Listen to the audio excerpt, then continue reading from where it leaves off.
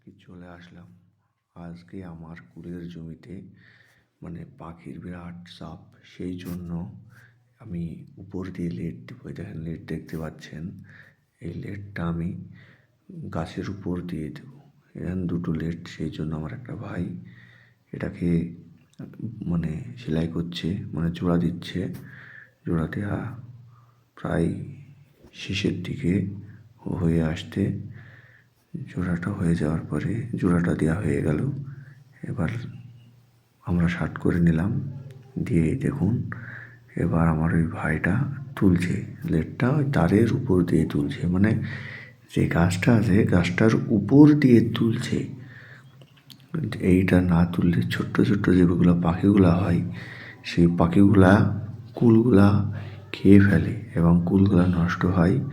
সেই জন্য আমরা দেখেন দুজনে মিলে এই লেটটা দিচ্ছি। এই দেখেন আমার ছেলেটা ঘুরে বেড়াচ্ছে, এই দেখুন কী করে দিতে হয়।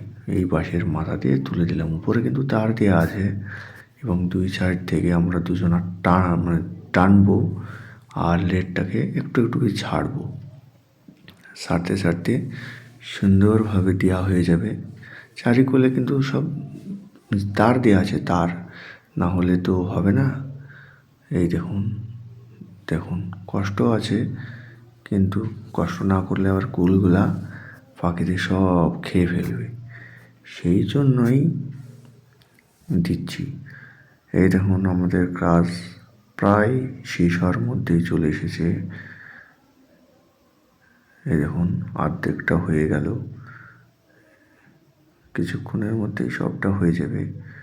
আপনারা যদি কেউ না জানেন, আমার এই ভিডিওটা দেখলে বুঝতে পারবেন যে উপরকার নেটটা কী করে দেয়। এদিকে জমির চারিদিকে খুঁটি পোঁতা আছে, তার উপরে জিআই তার দেওয়া আছে, তারের উপর দিয়ে নেটটা টাঙাচ্ছি। দেখুন।